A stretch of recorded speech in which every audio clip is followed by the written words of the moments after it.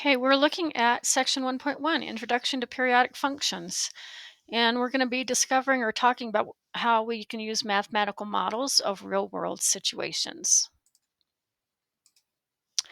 Why are mathematical models important?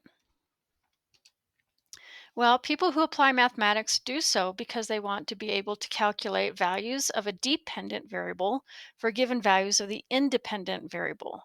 By doing so, mathematical predictions can be made about real-world situations.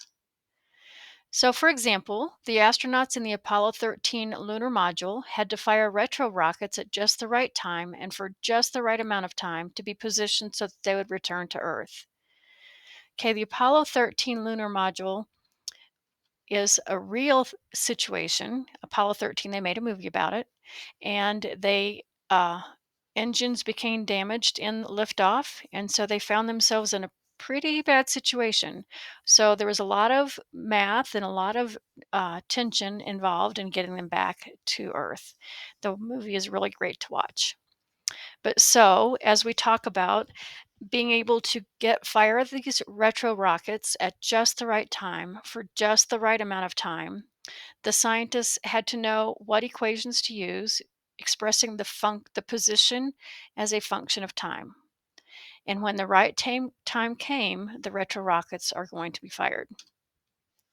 So our objective here is, given a real world situation in which there's two variable quantities, you're going to sketch a reasonable graph showing how these variables are related to each other. In the real world, there are many situations in which the values of two or more varying quantities are related to each other. Consider the relationship among your weight, your height, and how much food you eat. So often the value of one variable depends on the value of one or more other variables. For instance, how comfortable you feel depends on the temperature and the humidity. So your comfort is called the dependent quantity because your comfort depends on the temperature and humidity. Temperature and humidity are called the independent quantities or variables in this relationship.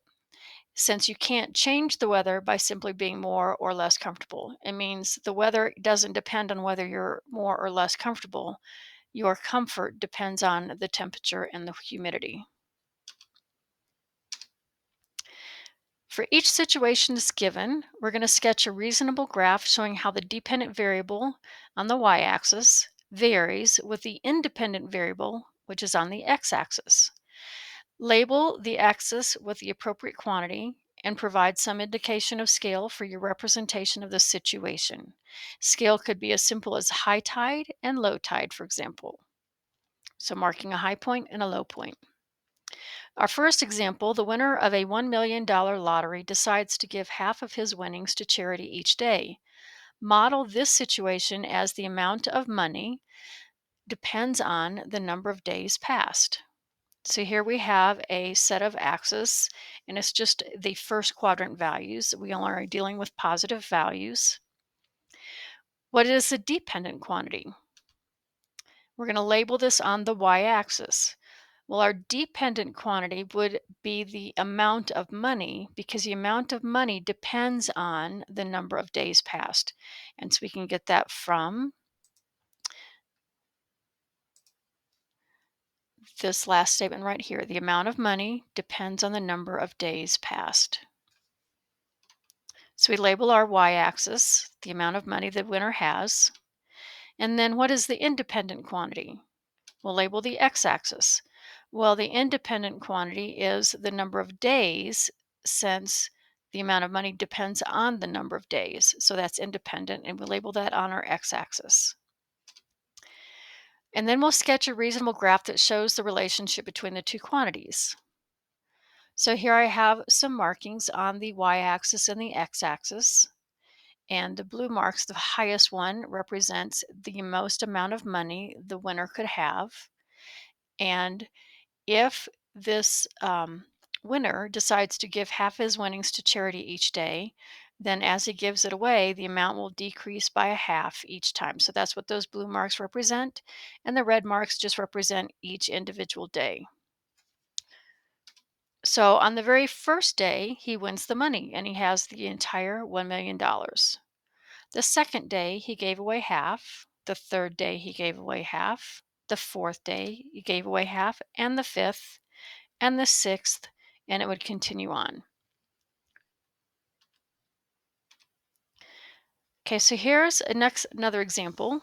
A gymnast is jumping up and down on a trampoline. Her distance from the floor depends on time elapsed since she started to jump. So we have our set of axes again. We want to identify the dependent quantity and label that on the y-axis. So our dependent, it says her distance depends on the time elapsed. That's distance from the floor. So distance from the floor is our y-axis, and our deep independent would be time, because time doesn't matter what the distance is. Time passes anyway. So we label that our x-axis. So then we're going to sketch a reasonable graph showing our two quantities. And what we're going to consider here is she's jumping up and down. So I think we're going to have a highest point and we're going to have a lowest point. We're going to assume, just for the sake of simplicity, that the high will always be the same high and the depth will always be the same depth or low. Okay, so looking at this graph, let's consider what we see. If we start about here, like she gets onto the trampoline, and then she's going to apply pressure to jump up. So she goes down and then she jumps up and reaches a high point, and then gravity brings her back down, and then she jumps up and springing. So this is a model of a consistent jumping up and down on the trampoline. So notice the difference between this graph and the previous graph. This graph is continuous. It's continuous because we can trace it without having to lift a pencil, a finger, or whatever as we trace the graph. It is continuous. The previous graph, that was basically a bar graph, is considered to be discrete because the amount of money changed drastically each day. It was cut in half each day. So that's a discrete graph. This one's continuous.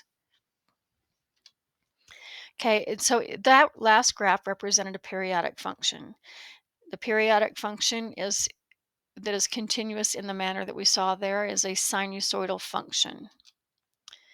Okay, so again, that represents a periodic function because the values of y have a tendency to repeat at regular intervals, which makes it periodic, assuming a consistent rate of jumping by the gymnast. Another name of this type of function is the sinusoidal function. So this is actual data that was collected from a trampoline jump. It's a trampoline jump versus velocity. So this one is similar, but we're looking at a height and we're looking at the time, which is the clock reading here at the bottom. So you can tell that that graph looks similar to what we just previously saw. Okay, so in chapter 2, when you get to chapter 2, you'll spend time creating accurate graphs of situations represented by sinusoidal functions.